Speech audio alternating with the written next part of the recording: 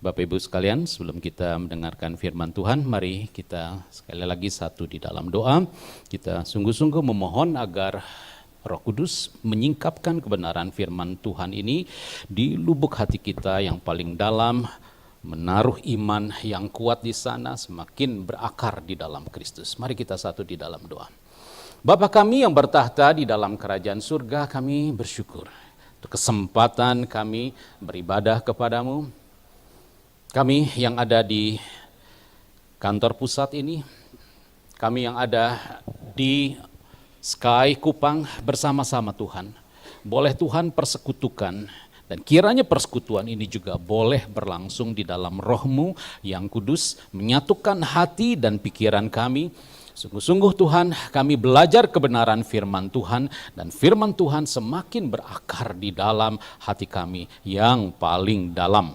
Disitulah kiranya hati kami menjadi tanah yang subur, menjadi tempat yang baik untuk benih firman Tuhan ini berakar, bertumbuh, dan pada akhirnya, pada waktunya nanti berbuah demi kemuliaan-Mu. Tuhan memberkati waktu-waktu ini, dan kiranya Tuhan menyingkirkan hal-hal yang lain yang tidak berhubungan dengan perkara-perkara yang Tuhan untuk kami dengar baik-baik pada siang hari ini. Di dalam nama Tuhan kami Yesus kami berdoa. Amin. Bapak Ibu sekalian yang dikasihi oleh Tuhan Yesus, ya sekali lagi saya ucapkan selamat siang buat rekan-rekan guru karyawan yang ada di Kupang. Shalom. Ya, ada salam juga di sini dari teman-teman di staf yang ada di kantor pusat. Kita sama-sama pada hari ini mendengarkan firman Tuhan, dan bagian firman Tuhan dari teks yang akan kita baca ini kita akan ambil dari Efesus pasal 2 ayat 1 sampai 10. Nah, itu untuk renungannya saya beri judul Hidup di dalam Karya Kristus yang Sempurna. Baik, saya akan membacakan ayat-ayat firman Tuhan ini untuk Bapak Ibu semua. Kamu dahulu sudah mati karena pelanggaran-pelanggaran dan dosa-dosamu. Kamu hidup di dalamnya karena kamu mengikuti jalan dunia ini. Kamu menaati penguasa kerajaan angkasa, yaitu roh yang sekarang sedang bekerja di antara orang-orang yang tidak taat. Sebenarnya, dahulu kita semua juga termasuk di antara mereka.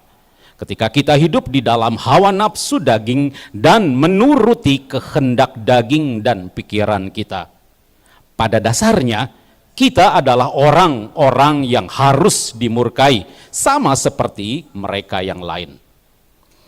Tetapi Allah yang kaya dengan rahmat, oleh karena kasih-Nya yang besar, yang dilimpahkannya kepada kita, telah menghidupkan kita bersama-sama dengan Kristus. Sekalipun kita telah mati oleh pelanggaran-pelanggaran kita, oleh anugerah kamu diselamatkan. Dan di dalam Kristus Yesus, Ia telah membangkitkan kita juga dan memberikan tempat bersama-sama dengan Dia di surga. Supaya pada masa yang akan datang, Ia menunjukkan kepada kita kekayaan anugerahnya yang melimpah-limpah sesuai dengan kebaikannya terhadap kita dalam Kristus Yesus. Sebab karena anugerah kamu diselamatkan oleh iman. Itu bukan hasil usahamu, tetapi pemberian Allah. Itu bukan hasil pekerjaanmu, supaya tidak ada orang yang memegahkan diri. Karena kita ini buatan Allah, diciptakan dalam Kristus Yesus untuk melakukan pekerjaan baik yang dipersiapkan Allah sebelumnya. Ia mau supaya kita hidup di dalamnya. Demikian pembacaan Alkitab dari Efesus pasal 2 ayat 1 sampai 10. Yang berbahagia adalah kita yang mendengarkan firman Tuhan ini, mau merenungkannya, menghayatinya, dan pada akhirnya oleh pertolongan Roh Kudus kita menaati kebenaran firman Tuhan ini di dalam kehidupan kita sehari-hari. Bapak Ibu sekalian,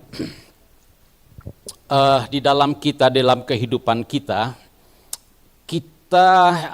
memiliki 3 kategori waktu, bukan? Kita berada di dalam sebuah rangkaian, sebuah kronos waktu kronologi kehidupan kita yang kalau kita pilah, kita kategorikan itu bisa menjadi masa lalu, masa kini, dan masa depan. Satu-satunya waktu yang bisa kita, satu-satunya waktu atau masa di mana kita bisa mengerjakan sesuatu, melakukan sesuatu adalah masa sekarang ini, masa kini gitu ya. Sebetulnya kalau kita mau lihat masa kini pun waktu yang betul-betul yang kita bisa jalankan, yang secara sadar kita jalani, ya now ini nih, detik demi detik yang kita jalani ini. Karena beberapa detik yang lalu itu sudah menjadi masa lalu sebetulnya. Jadi waktu yang benar-benar bisa kita jaga, kita bisa kelola adalah masa kini. Gitu ya. Namun Bapak Ibu sekalian, masa lalu atau hal-hal yang terjadi pada masa lalu itu juga memengaruhi kita. Apa yang kita lakukan saat ini, yang kita perbuat saat ini, itu sangat ditentukan juga oleh apa yang telah terjadi di masa lalu. Bahkan Bapak Ibu sekalian, kalau ini kita masuk di dalam dunia pendidikan, kita mengajar anak-anak pada saat ini, kita sebetulnya sedang mengajar, bukan mengajar masa kini loh. Jika kita sedang mengajarkan masa depan kepada anak-anak, kita sedang mengajarkan apa kepada anak-anak? Sebetulnya kita sedang mengajarkan kepada anak-anak masa lalu loh.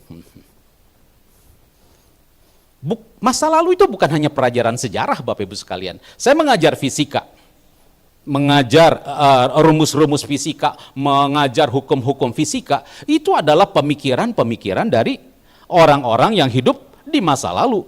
Jadi sebetulnya ketika saya mengajar fisika, saya juga sedang mengajarkan pemikiran-pemikiran orang yang hidup di masa lalu. Isaac Newton, Archimedes, apalagi lebih mundur lagi. Ya. Siapa lagi nih yang Albert Einstein saja yang di abad 20 itu orangnya sudah meninggal. Berarti mengajarkan rumus relativitas kepada anak-anak SMA, waktu itu saya mengajar fisika, sebenarnya saya sedang mengajar masa lalu juga. Bapak Ibu mengajar matematika sebetulnya juga sedang mengajarkan masa lalu. Karena konsep-konsep matematika itu dikerjakan oleh siapa? Oleh orang-orang yang hidup di masa lalu, bukan? Ya. Yang mengerjakan materi itu juga orang-orang yang hidup di masa lalu. Jadi sebetulnya tanpa kita sadari, walaupun kita sedang mengurusi masa kini saat ini, gitu ya, kita sebetulnya sedang mengajarkan masa lalu. Tujuannya apa?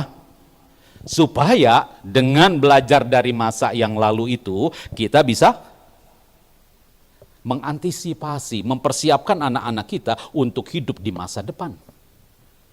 Ya toh, untuk itu. Makanya memang kita harus membukakan anak-anak belajar saat ini adalah untuk kepentingan nanti masa depan mereka. Walaupun yang dipelajari adalah masa lalu. Nah, di situ lihat Bapak Ibu sekalian, rangkaian masa lalu, masa kini, dan masa depan itu merupakan sebuah kronologi yang kita nggak bisa lewatkan begitu saja. Saya sekarang berumur 63 tahun, berarti di sini adalah hidup saya yang sekarang saya jalani ini adalah tumpukan sejarah dari umur saya 0 tahun sampai umur saya 63 tahun gitu ya. Coba kita pikirkan, hidup kita yang sekarang ini kan tidak ujuk-ujuk saya lahir menjadi manusia yang berumur 63 tahun, bukan? Saya menjalani masa balita, saya menjalani masa anak-anak, masa remaja, masa pemuda, ya, masa dewasa, dan sekarang udah masa tua, dan sekarang masa usia lanjut gitu ya. Karena kalau di GPB umur 60 tahun ke atas itu udah masuk kategori kaum usia lanjut. Lanjut usia seperti itu. Jadi saya yang berusia lanjut ini mempunyai sejarah dalam kehidupan, dan hidup saya sekarang ini merupakan tumpukan sejarah ya, kehidupan dari masa lalu sampai dengan saat ini untuk menyongsong nanti masa depan. Tidak tahu seperti apa nantinya masa depan yang akan saya jelang nantinya di dalam kehidupan saya. Itu tergantung kepada apa yang nantinya saya kerjakan pada hari ini. Karena apa yang saya kerjakan hari ini akan menentukan masa depan saya akan menjadi seperti apa.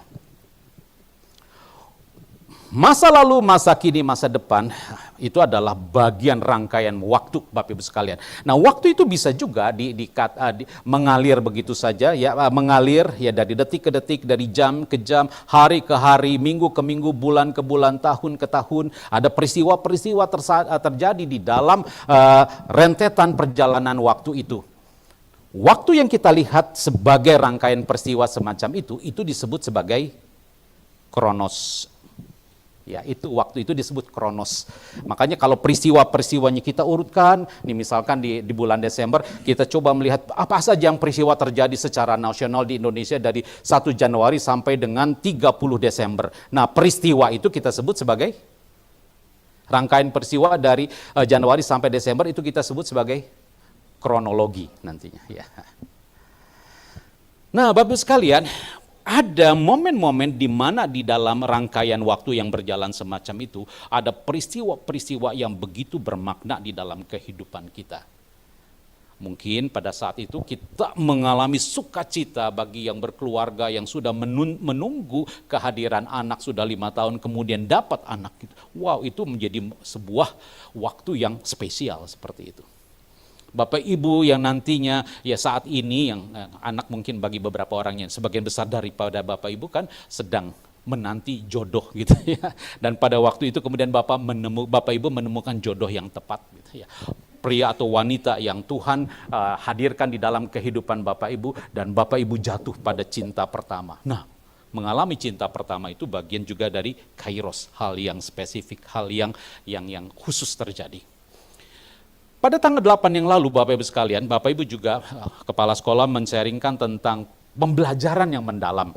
Dalam pembelajaran mendalam itu salah satunya adalah kita menolong anak-anak di dalam refleksinya menemukan makna dari setiap pelajaran. Makna-makna yang anak temukan dari setiap yang anak dapatkan dari pelajaran itu, mereka melihat manfaat dari pelajaran matematika, dari pelajaran PPKN, dari pelajaran bahasa, dan anak terkesan oleh pembelajaran yang Bapak Ibu ajarkan. Itu waktu-waktu di mana kita bisa memberikan makna tertentu pada proses pembelajaran. Itu menjadi waktu yang namanya kairos juga. Nah, ketika kita melihat rangkaian peristiwa dalam kronos, maka ketika kita melihat kejadian-kejadian semacam itu namanya diakronik. Dan sementara kalau kita coba melihat kejadian-kejadian pada kairos itu, maka kita melihat waktu itu secara sinkronik. Diakronik dan sinkronik sebetulnya dipelajari juga di dalam pelajaran sejarah ya Bapak Ibu sekalian. Masa lalu, masa kini, dan masa depan itu rangkaian waktu yang sangat berhubungan. Makanya ini orang Sunda itu sudah punya filsafat sebetulnya yang sangat bagus Bapak Ibu sekalian. Kalau nanti teman-teman yang ada di kantor pusat ini ke Bogor, ya begitu keluar dari tol Jagorawi dan ke kanan ke Tugu Kujang, di situ ada pilar-pilar yang sangat besar di pinggir Kebun Raya Bogor dan di atasnya itu ada tulisan seperti ini. Di Nukiwari ngancik nubihari seja ayeuna sampereun jaga. Nah, itu bahasa Sunda ya Bapak Ibu sekalian. Mudah-mudahan yang di kantor ini jadi segar denger ini. Nah, ini artinya di Nukiwari ngancik nubihari. Ya, kita saat ini bisa memanfaatkan hal-hal yang baik dalam kehidupan kita karena ada orang-orang yang sudah mengerjakan itu di masa lalu. Karena ada yang sudah mengerjakan di masa lalu, mengerjakan ya hal-hal seperti laptop ini kan dikerjakan di masa lalu. Ya, setahun yang lalu barangkali laptop yang saya pakai ini udah dibuat gitu ya.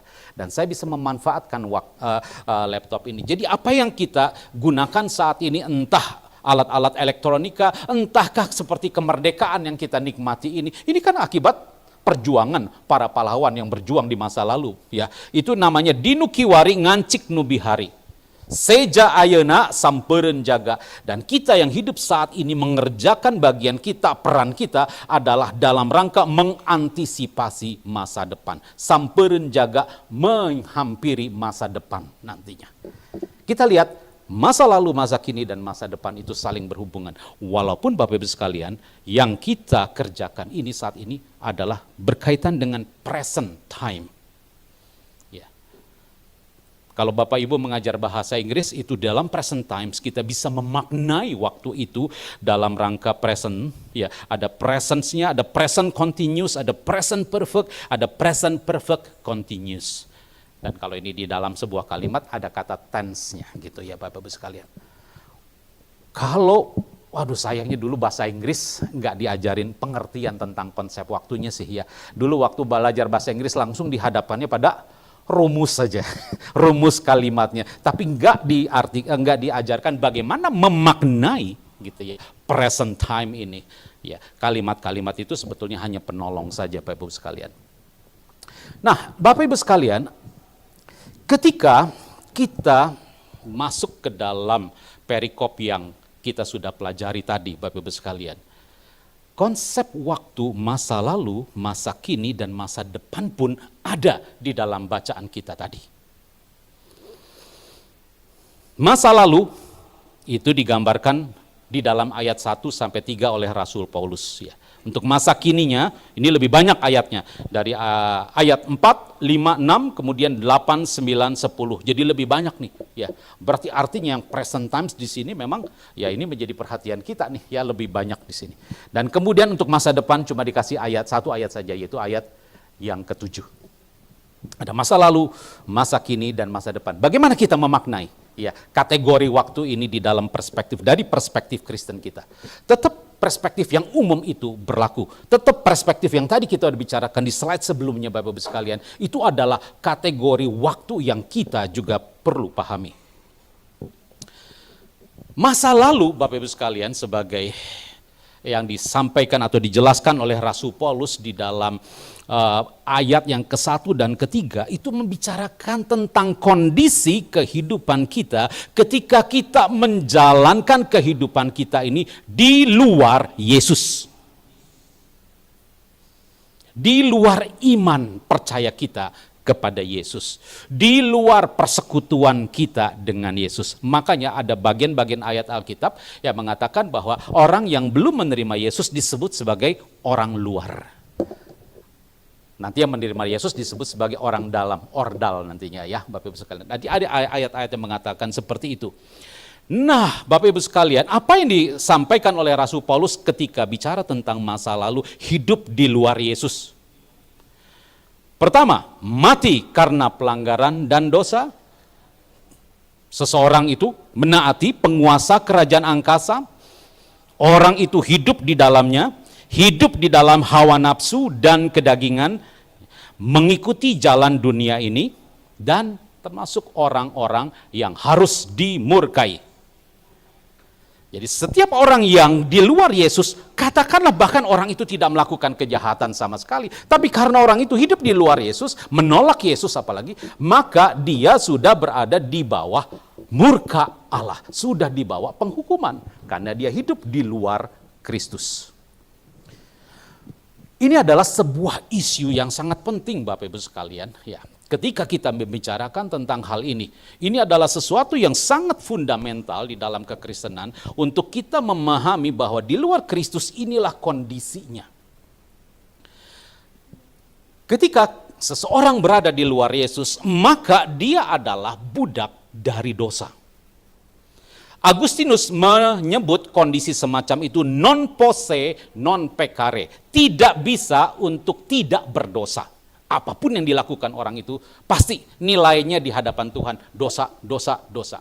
Tidak benar, tidak bisa diterima oleh Tuhan. Dan kondisi manusia yang menjadi budak, dia tidak bisa memilih. Karena dia mati secara rohani. Dia nggak bisa memilih untuk bisa melakukan sesuatu yang berkenan kepada Allah, atau mungkin dia tidak bisa melakukan sesuatu yang tidak dosa. Dia hidup di luar persekutuan dengan Bapa soalnya. Bagaimana dia bisa melakukan sesuatu yang benar? Ketika kita bicara tentang orang berdosa seperti ini Bapak Ibu sekalian. Ketika seorang berbohong, orang itu disebut pembohong bukan karena dia berbohong. Ngerti nggak? Ketika seseorang berbohong, orang itu disebut pembohong bukan karena dia berbuat bohong gitu ya. Dia berbuat bohong karena dia adalah, sebetulnya benarnya adalah Dia berbohong karena dia adalah seorang pembohong. Memang dasarnya dia pembohong, gitu. Makanya dia bisa berbohong. Itu orang yang menjadi budak dosa seperti itu. Orang menjadi pencuri bukan karena dia mencuri. Dia mencuri karena dia adalah memang dasarnya seorang pencuri. Itu kondisi orang ya yang hidup di luar Yesus. Puji Tuhan Bapak Ibu sekalian bahwa ini adalah menjadi masa lalu buat kita, bukan? Namun Bapak Ibu sekalian, untuk memindahkan kondisi kita di luar Yesus dan untuk menjalani kehidupan kita sekarang masa kini di dalam Yesus, Bapak Ibu sekalian, kalau ada beberapa hal yang Tuhan sudah lakukan di dalam kehidupan kita lebih dulu. Allah memilih kita karena persoalannya bukan kita yang memilih Tuhan. Allah yang memilih kita lebih dulu. Allah memanggil kita, bukan kita yang memanggil Allah. Allah yang lebih dulu memanggil kita. Allah melahirbarukan kita, memberikan iman, menolong kita sampai akhirnya bisa bertobat, ya, dan memberikan pembenaran kepada kita dan kemudian mengangkat kita menjadi anak-anaknya. Ini semua adalah perbuatan Allah sebelum kita sadar bahwa kita butuh Allah, sebelum kita sadar bahwa kita ini orang berdosa, sebelum kita sadar bahwa saya mau taat kepada Allah, Allah sudah membenarkan kita lebih dulu. Inilah yang namanya kasih karunia.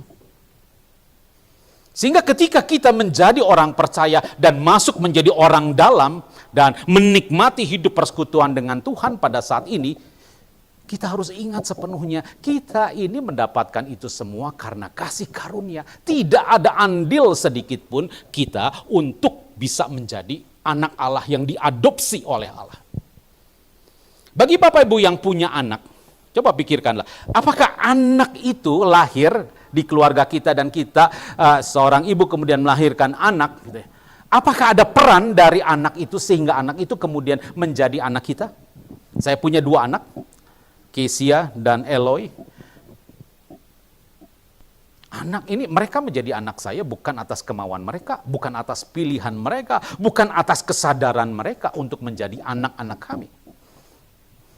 Bahkan ketika mereka masih jadi janin atau bahkan mungkin baru menjadi 2 sel yang digabungkan, ya, yang terjadi pembuahan sel sperma yang membuahi sel ovum di dalam tubuh bundanya. Mereka sama sekali belum punya kesadaran di situ bahwa mereka akan menjadi pribadi yang sekarang ini sudah berumur berapa nih? Anak saya yang besar umur 22 tahun, yang kecil umur 18 tahun, seperti itu. Sekarang mereka punya kesadaran, sekarang mereka tahu bahwa mereka anak-anak kami. Tetapi ketika mereka dilahirkan di dalam keluarga kami, mereka nggak tahu apa-apa. Mereka nggak berbuat apa-apa, mereka tidak berkontribusi apa-apa. Inilah yang perlu kita sadari sepenuhnya Bapak Ibu sekalian. Untuk membebaskan kita keluar dari masa lalu di mana kita jadi budak, kita orang yang mati rohani, ya, kita yang tidak punya harapan, kita yang orang berdosa ini, untuk punya kesadaran dan keinginan masuk di dalam hidup persekutuan dengan Tuhan, itu nggak ada andil sedikit pun dari kita. Jadi kalau kita sekarang menjadi orang Kristen, puji Tuhan bahwa Tuhan memilih kita. Puji Tuhan bahwa Allah memanggil kita. Puji Tuhan bahwa Allah melahirbarukan kita. Puji Tuhan bahwa Allah memberikan iman dan kemauan untuk kita bertobat. Oke. Kemudian kita menerima pembenaran. Kita dibenarkan. Kita dibenarkan, ya, ini adalah ibaratnya keputusan pengadilan kita, ya, dinyatakan benar. Kita ini belum dibuat menjadi orang benar sepenuhnya. Kita baru dinyatakan sebagai orang benar. Kita secara de jure betul anak Tuhan. Tetapi secara de facto ada sesuatu yang kita mesti perjuangkan di dalam kehidupan kita untuk kita bisa menunjukkan jati diri kita bahwa betul bahwa saya ini adalah anak-anak Tuhan. Ini kita akan masuk dalam percakapan pembicaraan selanjutnya Bapak sekalian. Nah, sekarang dengan persiapan yang semacam itu, jadi ini juga memberikan informasi kepada kita Bapak-Ibu sekalian, untuk kita pada akhirnya menjadi anak-anak Tuhan. Dengan demikian Allah ketika manusia jatuh dalam dosa, ini bukan sesuatu yang Allah terkejut gitu kan. Allah sudah mempersiapkan kalau manusia jatuh dalam dosa, maka jalan keluarnya adalah seperti ini. Allah sudah mempersiapkan semuanya. Dan di dalam Kristus jalan ya untuk bisa pada akhirnya menyatakan kasih karunia Tuhan itu disempurnakan. Itu sebabnya hidup di dalam Yesus berarti hidup mengakui bahwa ya karya keselamatan kita adalah hasil pekerjaan Kristus yang sempurna. Itu adalah titik awal untuk kita menjalani kehidupan yang sempurna ini. Pengakuan kita kepada pekerjaan Kristus yang sempurna itulah menjadi titik awal kita masuk di dalam kehidupan yang sempurna. Bukan kita yang sempurna, tapi karya Kristus yang sempurna itulah yang dikenakan kepada kita. Jadi dengan hal-hal yang Allah sudah persiapkan ini buat kita Bapak Ibu sekalian, maka kita sekarang menikmati masa kini. Kita berada pada masa kini. Ya, masa present ini nih, present time, ya. Apa yang Tuhan berikan kepada kita? Pertama di sini Bapak sekalian, ini adalah yang sudah Allah berikan kepada kita. Dia menghidupkan kita untuk ya untuk kita bisa bersekutu bersama dengan Kristus. Dia memberikan tempat di sorga. Oleh anugerahnya kita diselamatkan dan Dia telah membangkitkan kita. Ini adalah sesuatu yang luar biasa Bapak Ibu sekalian, bahwa jaminan untuk ke sorga itu sudah diberikan kepada kita. Allah sudah membangkitkan kita, padahal kita belum mati gitu ya. Tapi Allah sudah membangkitkan kita. Apa yang Tuhan bangkitkan? Kehidupan rohani kita. Kesadaran bahwa kita membutuhkan kasih karunia Allah. Kesadaran untuk kita bersekutu dengan Bapa. Kesadaran untuk kita memulai sebuah kehidupan yang baru bersama-sama dengan Allah. Seperti itu. Itulah masa kini. Makanya tadi lagu-lagu tadi sangat menolong Bapak Ibu sekalian di awal. Bagaimana kita mengundang supaya kita senantiasa hidup di dalam hadirat Tuhan. Ini bukan masalah perasaan kita saja Bapak Ibu sekalian. Tapi ini juga bicara tentang hal-hal yang kita pikirkan. Bagaimana hadirat Tuhan itu juga mengilhami pemikiran-pemikiran yang baik dalam diri kita. Bagaimana hadirat Tuhan juga menolong hal-hal yang kita lakukan setiap hari. Supaya apa yang kita lakukan setiap hari itu menjadi sesuatu yang berhubungan dengan rencana keselamatan yang Tuhan berikan kepada kita. Jadi betul bahwa kita membutuhkan hadirat Tuhan. Bukan pada saat ibadah ini saja kita membutuhkan hadirat Tuhan. Kita membutuhkan hadirat Tuhan daily, day by day. Untuk Bapak Ibu yang mengajar, Bapak Ibu sangat membutuhkan hadirat Tuhan itu hadir di kelas-kelas yang Bapak Ibu yang Bapak Ibu ajar. Bagi kami yang ada di kantor pusat, kita membutuhkan hadirat Tuhan itu hadir benar-benar tepat di dalam hati kita. Supaya ketika kita berhadapan dengan laptop, kami berhadapan dengan laptop, bekerja dengan laptop ini, kita bisa merasakan juga hadirat Tuhan. Itu yang Allah sediakan untuk kita nikmati setiap hari. Damai sejahteranya, sukacitanya, ya, dan kebenarannya. Allah menghendaki bahwa kita juga mengalami itu semua. Hidup di dalam kesempurnaan Kristus. Ya. Di dalam ayat 8 sampai 10 juga bicara tentang masa kini. Bahwa kita diingatkan bahwa keselamatan itu oleh iman dan itu adalah pemberian. Pemberian Allah. Bukan hasil usaha kita. Supaya kita jangan ada yang memegahkan diri. Juga Bapak Ibu sekalian, di dalam masa kini Allah menghendaki kita ini terus-menerus melakukan pekerjaan baik yang Allah sudah siapkan buat kita. Bahkan Allah sudah menyiapkan rancangan pekerjaan baik ini sejak kekekalan, sejak dunia ini belum diciptakan oleh Tuhan, Allah sudah merancang hal-hal yang baik itu. Nah, ketika kita berjuang untuk mengetahui, ketika kita sungguh-sungguh coba menyelami hal yang baik dari Tuhan seperti apalah. Hal-hal baik seperti apa yang saya harus jalani dalam kehidupan saya sebagai guru, sebagai staf di lokasi, sebagai staf di kantor pusat, sebagai orang tua di rumah, ya sebagai pasangan suami istri, sebagai anak di rumah, ya. Apa hal yang saya harus lakukan? Apa yang saya harus lakukan supaya hadirat Tuhan itu ada mendiami hati saya, jiwa saya, akal budi saya setiap hari. Bagaimana saya bisa menikmati itu semua Bapak Ibu sekalian? Itulah Bapak Ibu sekalian yang kalau di dalam Ordo Salutis tadi kan sudah 6 tuh ya. Itu sebelum kita masuk ke dalam masa kini. Nah di dalam Ordo Salutis itu ada 2 tahapan yang lain, yaitu yang namanya pengudusan. Dan ketekunan orang kudus. Jadi pengudusan ini adalah proses yang harusnya terus-menerus terjadi di dalam kehidupan kita.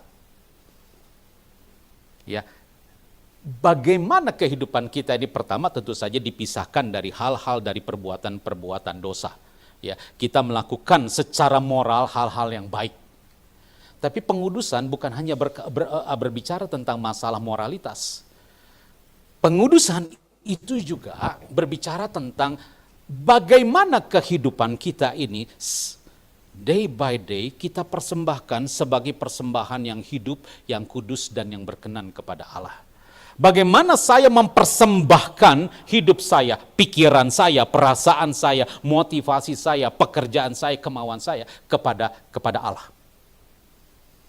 Bagaimana semua keterampilan, bahkan potensi-potensi yang saya miliki itu, supaya ketika saya mengembangkannya, itu betul-betul berlangsung di dalam sebuah kesadaran bahwa saya ingin melakukan semuanya itu ya untuk kepentingan Tuhan saja, untuk kepentingan kerajaan sorga saja, seperti itu. Maka ketika kita menghususkan kehidupan kita untuk kerajaan Allah, kan kita berdoa nih Bapak Ibu sekalian di dalam doa Bapa kami supaya kerajaan Allah itu di sorga itu sama seperti di bumi. Kita mengundang kerajaan Allah itu untuk hadir di dalam kehidupan kita. Jadi kerajaan Allah bukan nanti ya itu nantinya dinyatakan, ya memang nanti dinyatakan sepenuh-penuhnya secara sempurna pada saat kedatangan Yesus yang kedua kali. Tapi pada saat ini Bapak sekalian, kerajaan Allah pun bisa kita nikmati. Ketika kita menjadi anak-anak Tuhan dan kita dibebaskan dari belenggu dosa, kehidupan rohani kita juga dibangkitkan lagi, Allah memberikan benih kehidupan kepada kita. Maka Bapak Ibu sekalian, apa yang terjadi di dalam kemampuan kita? Kalau di dalam hidup yang lama, di dalam masa di masa yang lalu, kita nggak selalu pasti berbuat dosa, seseorang itu pasti berbuat dosa, tetapi pada masa kini, Bapak Ibu sekalian, kita memang belum dijadikan sempurna, karena proses kesempurnaan itu adalah proses yang kita harus kejar, maksudnya supaya yang sempurna ini benar-benar kita alami, kita tetap harus dibiarkan berjuang. Sama begini Bapak Ibu sekalian, ketika Allah menjanjikan tanah perjanjian kepada orang Israel, itu secara de jure, tanah itu dari Berseba sampai Dan, dari paling selatan sampai paling utara, itu sudah menjadi milik mereka. Tapi kenyataannya, tanah itu sudah langsung jadi milik mereka nggak ketika mereka keluar dari Mesir? Enggak. Jadi supaya mereka memiliki tanah itu, apa yang mereka harus lakukan? Mereka harus berjuang, mereka harus berperang. Betul Bapak Ibu sekalian, secara de jure kita sudah menjadi anak Allah, kita diadopsi, kita dibenarkan. Tapi secara de facto ada bagian-bagian dari kehidupan kita yang disebut dengan kedagingan yang kita harus belajar sangkali, yang kita harus matikan, yang dimana kita juga harus menyingkirkan semuanya itu tetapi itu berdasarkan pilihan kita. Jadi ketika kita menjadi anak-anak Tuhan, kita dimerdekakan dari perbudakan dosa sehingga kita bisa memilih. Memilih untuk apa? Berdosa, tapi juga kita bisa memilih untuk tidak berdosa. Bapak sekalian, saya ingin mengajak kita untuk mencoba memahami tentang dosa ini lebih mendalam. Bukan hanya dosa itu artinya berbohong, mencuri, itu kan dosa kan? Berzina, ya, lakukan percabulan, itu dosa. Tetapi Bapak sekalian, kalau konsep dosa kita hanya sampai pada perbuatan-perbuatan dosa seperti itu, kita nggak lebih baik loh daripada orang-orang yang non-Kristen. Karena orang yang non-Kristen juga tahu kalau berzina, mencuri, merampok, membunuh, itu dosa. Kita bukan hanya memahami dosa sebatas bahwa itu adalah perbuatan-perbuatan dosa. Bapak Ibu sekalian, bagi Kristen, hidup berdosa itu adalah bisa lebih dalam seperti ini. Kalau Bapak Ibu atau kita mengandalkan diri sendiri, bergantung pada diri sendiri, kita udah berdosa. Ketika kita memilih sikap aja nih, belum berbuat dosa gitu ya. Masih menginginkan berbuat dosa. Aduh, menginginkan Katakanlah kata Tuhan Yesus, kalau ada laki-laki melihat perempuan dan menginginkannya dalam hatinya, dia sudah berzina sama perempuan itu. Jangankan ngomongin, jangankan melakukannya, baru ingin aja untuk melakukan tindakan itu, kita sudah berzina. Lihat hukum Tuhan tentang dosa itu bukan hanya pada level perbuatan, tapi juga pada level pikiran dan perasaan juga. Jadi ketika kita memilih sikap untuk tidak mau dengar-dengaran firman Tuhan saja, mau memberontak seperti itu, kita udah berdosa di hadapan Tuhan. Ya. Mengerjakan sesuatu, bukan hanya mengerjakan pelayanan di gereja, bukan hanya mengerjakan pelayanan di kantor, mengerjakan urusan sehari-hari di rumah saja dan kemudian kita bersungut-sungut, mengeluh, itu udah berdosa. Ketika kita hidup menuruti kemauan sendiri, mengasihi dunia ini, ada keinginan mata, keinginan daging, dan angkuh saja, sombong saja, itu sudah berdosa di hadapan Tuhan. Jadi perhatikan Bapak Ibu sekalian, konsep dosa di dalam kekristenan itu jauh lebih dalam. Bukan hanya menyangkut sekali lagi masalah perbuatan di level perbuatan saja. Dosa itu sudah disebut dosa, bahkan ketika di level pikiran, perasaan, atau sikap hati kita. Jadi seorang bisa saja nampaknya beribadah kepada Tuhan, tapi dia berdosa. Kenapa? Karena dia menjalankan ibadah, menjalankan ritualnya, mungkin terpaksa. Mungkin Bapak Ibu Saudara yang terpaksa datang ke sini, dengarkan saya berkhotbah. Sikap hati itu saja sudah merupakan sikap yang dosa. Atau kita beribadah gitu kan, ada sikap hati tertentu yang membanggakan, wah gua sudah bisa menjalankan ibadah. Atau buat saya yang berkhotbah di sini, waduh itu lebih, ini lagi Bapak Ibu sekalian ya, peringatannya hati-hati, jangan sampai jatuh kepada sikap hati yang berdosa kepada Tuhan ketika berkhotbah. Merasa diri lebih baik, merasa diri di atas angin dari orang-orang yang mendengarkan khotbah saya.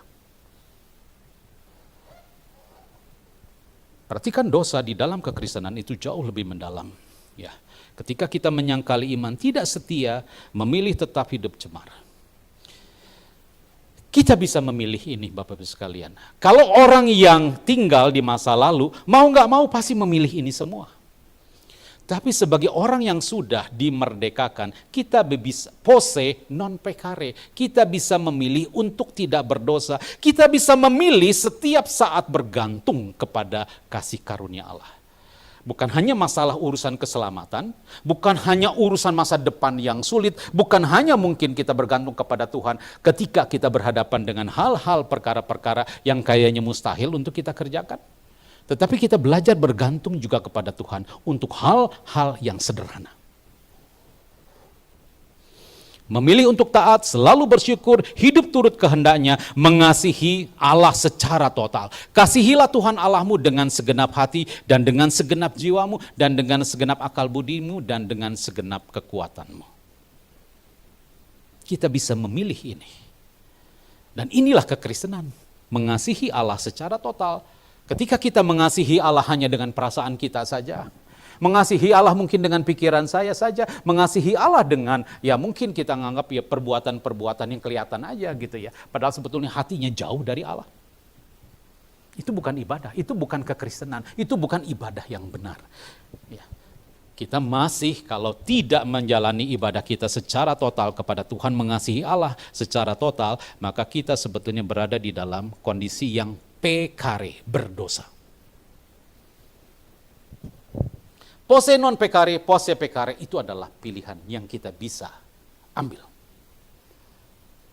Tapi Bapak Ibu sekalian, untuk tetap memilih dan akhirnya mampu menghidupi yang non pecare ini, tidak berdosa ini, itu bukanlah sesuatu yang kita bisa kerjakan dengan kekuatan kita sendiri.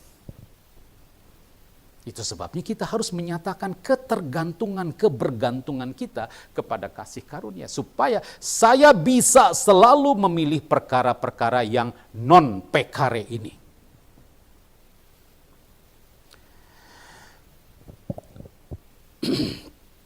Hal-hal yang kita kerjakan Bapak Ibu sekalian pada saat ini, segala sesuatu yang kita lakukan ini, ketika kita mendasari semuanya ini, kata Rasul Paulus, itu artinya kita tinggal di dalam kesempurnaan karya Yesus. Ini adalah merupakan masa persiapan buat kita ini menyongsong masa depan.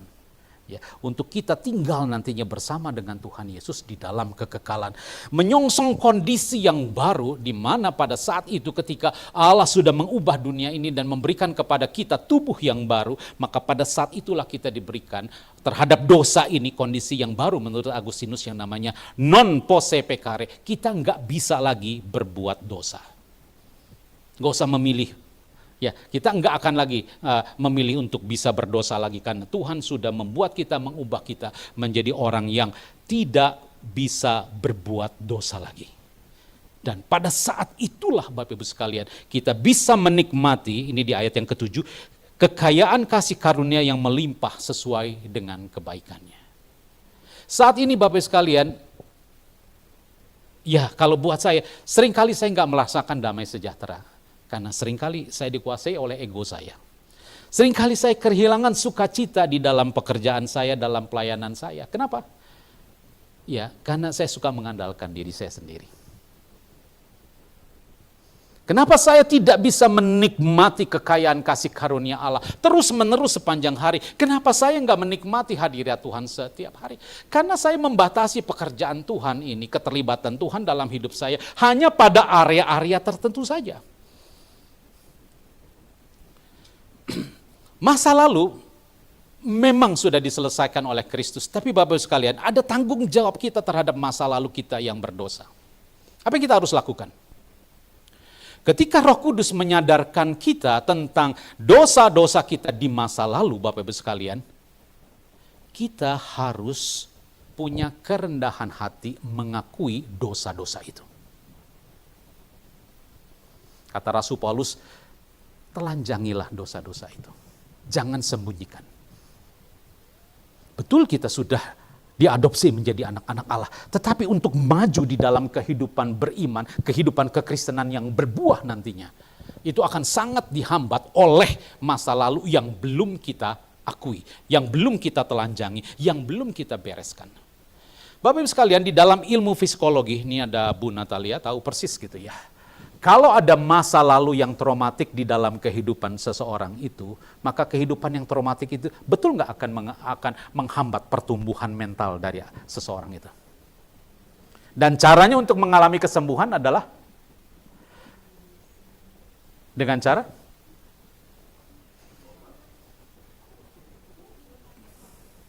cara gimana? Menceritakan semuanya kan, rilis, membukanya. Makanya seorang psikolog yang piawai, dia mampu mengajukan pertanyaan-pertanyaan yang tepat untuk memancing dan menolong orang itu berani menceritakan pengalaman-pengalaman hidupnya yang terburuk, menceritakan semuanya. Membuka dirinya sepenuhnya. Nah, ketika dia mau membuka diri, itu adalah awal bagi kesembuhannya. Entah itu traumatiknya secara emosional, entah itu traumatiknya pengalaman secara mungkin di dalam pikirannya seperti itu. Di dalam iman kekristenan pun, Bapak Ibu sekalian, kalau kita ingin sembuh secara rohani terkait dengan dosa-dosa kita di masa lalu, kita harus mau membuka. Bapak Ibu sekalian, saya punya pengalaman yang luar biasa. Ya, karena saya juga pernah jatuh juga di dalam dosa tertentu, Bapak Ibu sekalian, ya. Dan cukup lama, padahal saya udah Kristen, padahal saya udah guru, udah jadi kepala sekolah, tapi saya juga masih jatuh dalam dosa ini. Ya, saya sebut sajalah ya supaya Bapak Ibu mengerti dosanya apa sih? Pornografi, Bapak Ibu sekalian, ya. Dan ketika sampai satu titik, ya, Roh Kudus sudah bisa menggunakan momen ini, maka saya dibawa kepada sebuah pertobatan, di mana dalam pertobatan itu betul-betul Roh Kudus menyingkapkan ya kejahatan dari pornografi ini. Tidak kurang dari 5 jam saya menangisi dosa-dosa saya, menyebutkannya satu persatu apa yang sudah saya lakukan, menelanjangi semuanya, Bapak sekalian. Ya, kemudian saya mengalami kesembuhan lah gitu ya. Cuma memang pada akhirnya ada implikasi juga. Yang tadinya saya mungkin punya niat untuk lebih totalitas hidup sama Tuhan, ya dibatasilah pada akhirnya. Ya, yang tadinya saya ingin melayani Tuhan seperti Rasul Paulus, selibat. Wah, sudah saya nggak cocok untuk selibat. Ya, dan saya bisa melayani Tuhan lagi. Tapi dampak dari kejatuhan itu Bapak sekalian, ada banyak waktu yang saya sia-siakan di dalam perjalanan hidup kerohanian saya. Oke, dan banyak waktu yang harus saya tebus juga. Ada hal yang untuk menebus kesalahan yang lalu itu, untuk memperbaikinya. Gitu ya. Jadi Bapak Ibu sekalian, pergunakanlah waktu kita baik-baik pada saat ini, dan jangan membiarkan dosa-dosa yang lalu itu mencengkeram kita lagi, membujuk kita lagi, dan melakukan lagi, dan jatuh lagi. Dan mungkin terlalu lama juga kita menyadari tentang hal itu. Jadi begitu kita tahu ada hal-hal yang nggak benar, langsung ya kita akui saja. Allah yang setia, kalau kita mengakui dosa yang setia itu akan mengampuni dosa-dosa kita dan menyucikan kita dari segala kejahatan kita. Ya, Bapak sekalian, saya sampai kepada refleksi dan aplikasinya di sini. Bagaimana untuk kita bisa hidup di dalam kesempurnaan Kristus? Dosa bukanlah sesuatu yang jangan anggap enteng, Bapak Ibu sekalian. Dosa adalah sesuatu yang sangat besar, sangat mengerikan, dan kita tidak mempunyai kemampuan sedikit pun untuk mengatasi dosa ini. Jadi untuk kita bisa mengatasi dosa, pandanglah kepada Dia yang sempurna, secara sempurna sudah mengatasi dosa ini. Jadi kehidupan saya sekarang harusnya terus-menerus dalam sebuah kesadaran iman bahwa saya bisa berdiri di sini dan berhadapan dengan Allah. Bahkan berani-beraninya saya mengundang Allah hadir dalam kehidupan saya. Ingat Bapak sekalian, itu adalah karena apa yang Yesus sudah lakukan di masa yang lampau. Jadi hidup kekristenan yang kita nikmati sekarang, ya, dinukiwari, ngancik nubi hari. Apa yang kita nikmati sekarang ini merujuk kepada karya Kristus yang sempurna di masa lalu. Ini adalah sesuatu titik awal dari kekristenan yang jangan pernah kita lupakan. Pandanglah kepada Dia yang sempurna mengatasi dosa. Jadi kalau kita mau hidup di dalam kesempurnaan karya Kristus, akui karya Kristus itu. Bahwa hanya oleh Dia sajalah saya diselamatkan. Hanya oleh pengorbanannya yang luar biasa itu gitu ya, saya bisa dibangkitkan kembali. Dan hanya oleh kemurahan hati dan kebaikannya sajalah kita sudah punya kapling di sorga. Jangan ada orang yang memegahkan diri. Kemudian Bapak Ibu sekalian, daily dalam present time yang Tuhan berikan saat ini, pilihlah jalan yang tidak berdosa.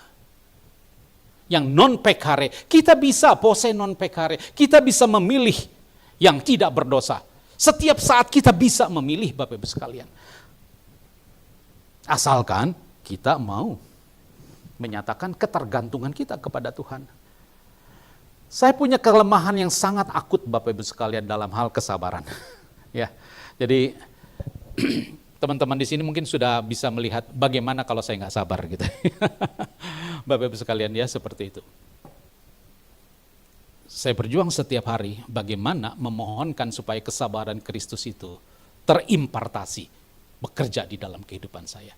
Dan kalau Bapak Ibu suatu hari melihat saya sudah menjadi seorang pribadi yang sabar, percayalah Bapak Ibu sekalian, bahwa kesabaran yang kontinu, yang konsisten saya tunjukkan itu, otentik kesabarannya, itu adalah kesabaran yang dari Tuhan, bukan dari saya, gitu ya. Dan saya juga secara pribadi, dalam hati yang saya paling dalam, saya akan mengakui bahwa ketika saya benar-benar bisa menjadi orang yang penyabar, itu adalah kasih karunia dari Tuhan. Saya tidak akan memegahkan bahwa kesabaran itu seolah-olah dari latihan mental saya, sehingga saya bisa menjadi orang penyabar. Saya tidak akan membanggakan dan pada akhirnya menghakimi orang lain yang tidak sabar. Kamu ini gimana sih nggak sabar? Saya nggak bisa katakan begitu. Karena kalaupun saya bisa sabar, itu adalah kasih karunia dari Tuhan. Ini berlaku untuk buah roh yang lainnya. Kesetiaan, kemurahan, kelemah lembutan, kasih, damai sejahtera, sukacita, penguasaan diri, semua buah itu hanya bisa dihasilkan kalau kita menggantungkan seluruh kehidupan kita ini pada karya Kristus yang sempurna, dan kita selalu memilih jalan yang tidak berdosa itu. Daily, setiap hari, keputusan itu untuk memilih setiap hari, bahkan setiap saat kita diperhadapkan pada pilihan-pilihan itu. Berikutnya Bapak Ibu sekalian, untuk kita bisa tinggal di dalam Kristus itu kita diminta supaya berakar di dalam Yesus.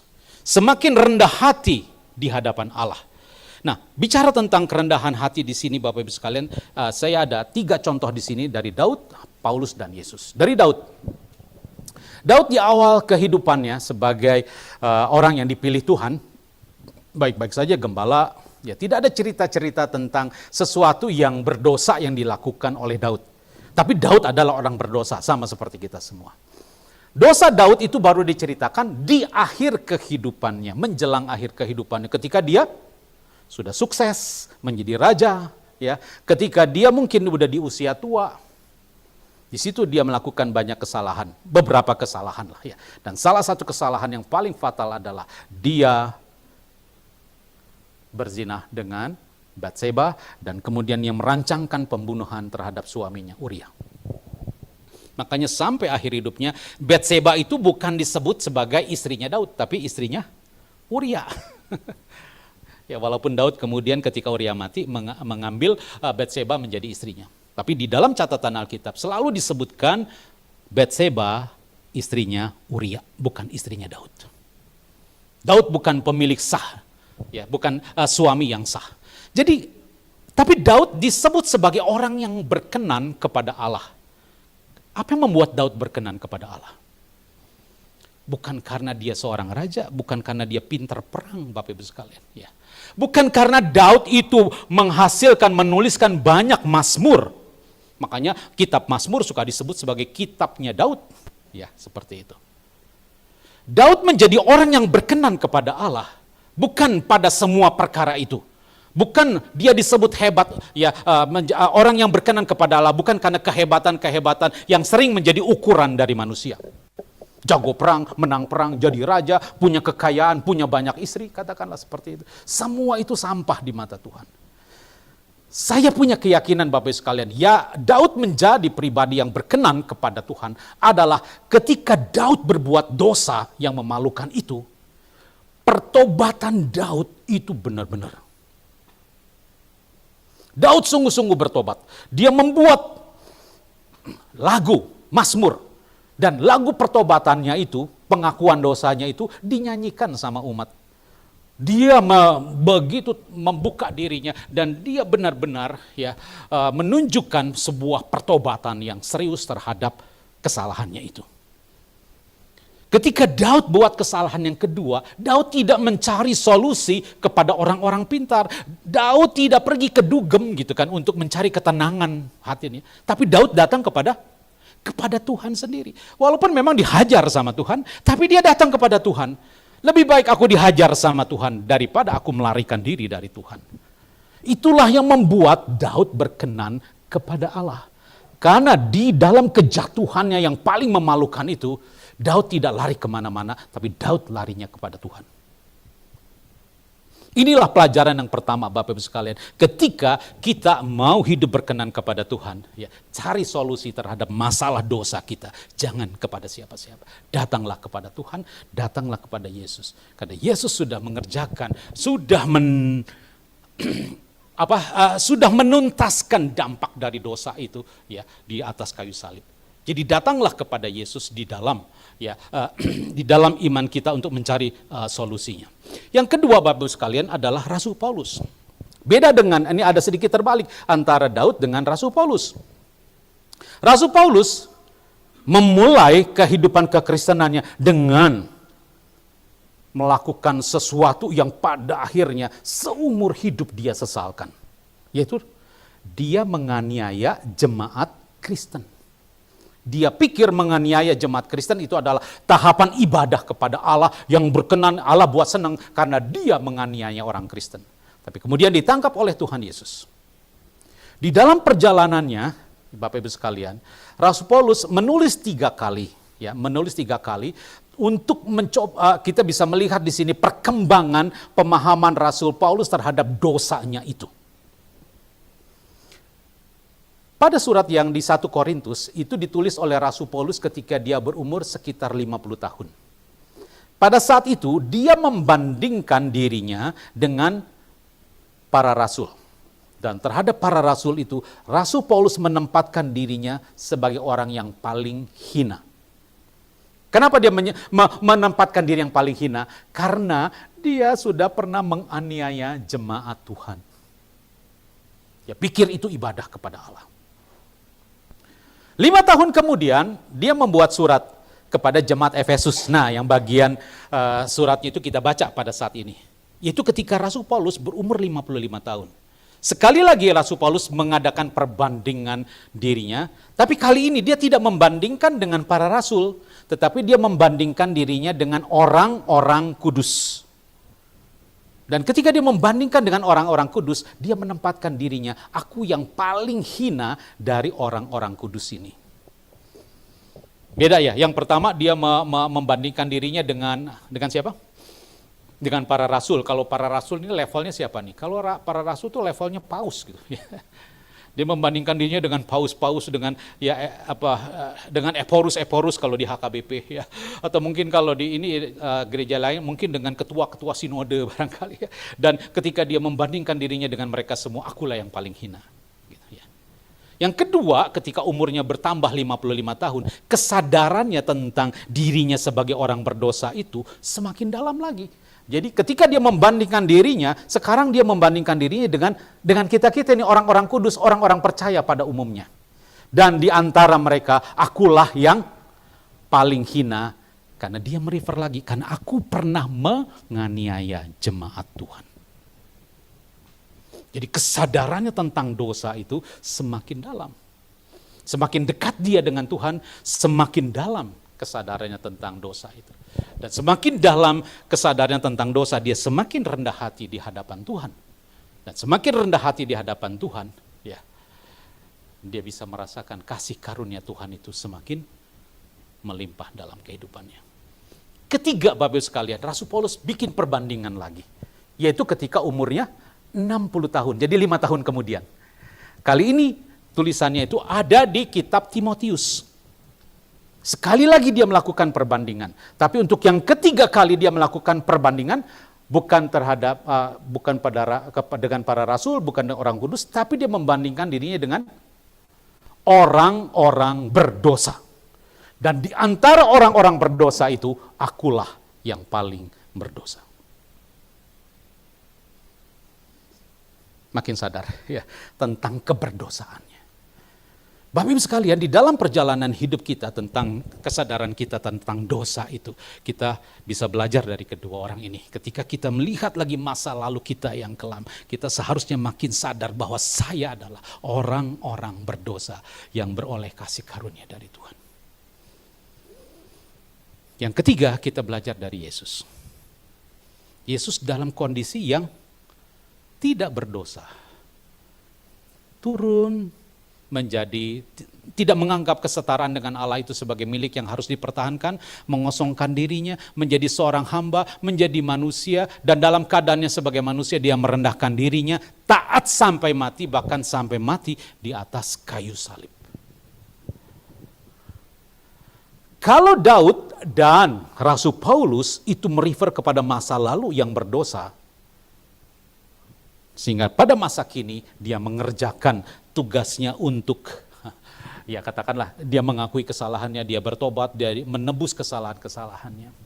Tetapi Yesus di dalam kehidupannya bukan melihat masa lalu, karena masa lalu Yesus tidak berdosa, tidak ada dosa, karena Yesus adalah pribadi yang tidak memiliki dosa sama sekali. Tetapi Yesus memandang dosa itu sebagai sesuatu di masa depan, di dalam perjalanannya yang untuk dia selesaikan. Yesus selalu melihat ke depan, disitulah dia harus mati di masa depannya dia itu di atas kayu salib untuk menebus dosa-dosa manusia. Nah, kita lihat bahwa dosa bukanlah sesuatu yang ringan, Bapak Ibu sekalian. Tidak kurang dari anak Allah, pribadi Allah yang kedua datang ke dalam dunia berinkarnasi dan menyediakan jalan untuk penebusan terhadap dosa. Itu sebabnya Bapak sekalian, kita harusnya juga sungguh-sungguh menangani masalah ini. Kecenderungan hati kita yang lama itu, yang kita betul-betul harus sangkali. Manusia lama kita, kedagingan kita, yang masih dibiarkan untuk sementara ada kita jalani sekarang ini. Kita yang harus memilih untuk mematikan manusia lama kita. Kita yang harus memilih kedagingan kita itu dimatikan. Dan karena kita nggak mampu melakukannya itu seorang diri, kita meminta kuasa dari Roh Kudus melakukannya buat kita. Mengimpartasikan kehidupan Kristus yang sempurna di dalam diri kita. Mengikuti teladan Yesus yang sempurna itu untuk kita jalani. Bapak Ibu sekalian, kalau kita udah mengerti bagaimana ya kita menangani bersikap terhadap dosa ini, dan masih ada sisa-sisa dosa juga yang kita harus selesaikan, yang kita harus tuntaskan dalam kehidupan kita. Di sinilah baru kita belajar Bapak Ibu sekalian, mendedikasikan waktu, tenaga, segala milik kita untuk kerajaannya, untuk melakukan pekerjaan yang baik. Tapi kalau kita ulang lagi, jatuh lagi ke dalam dosa, poin keempat ini menjadi sesuatu yang sangat jauh untuk kita jalankan. Bapak Ibu sekalian, di dalam proyek kita untuk menerapkan kurikulum pendidikan Kristen, itu kita menjalani poin yang keempat. Tapi poin keempat ini baru berjalan secara efektif kalau kesadaran kita tentang dosa itu, dan bagaimana karya Kristus yang sempurna itu sudah mengerjakan dan bekerja di dalam kehidupan kita, menjadi kesadaran di dalam kehidupan kita, sehingga kita nggak main-main lagi dengan dosa. Jangan mentang-mentang, oh nanti kan kalau saya berdosa saya bisa minta ampun lagi, gitu ya. Udah selesai hari Minggu kita minta ampun, nanti kita bikin dosa lagi, nanti kan kita bisa minta ampun lagi. Kalau kita mempermainkan Tuhan semacam itu, ya, berarti kita belum punya kesadaran Bapak Ibu sekalian bahwa dosa adalah sesuatu yang begitu buruk, begitu menjijikkan, begitu keji di hadapan Tuhan. Jadi kalau kita belum memiliki kesadaran itu, mintalah Roh Kudus untuk menyingkapkan kesadaran itu, supaya kita benar-benar membenci dosa itu. Supaya kita benar-benar ditolong dari hari ke hari untuk hidup di dalam kesadaran ini. Bapak sekalian, ini penutupnya. Loh, kok daun? Ini apa nih Bapak sekalian? Daun kering ya.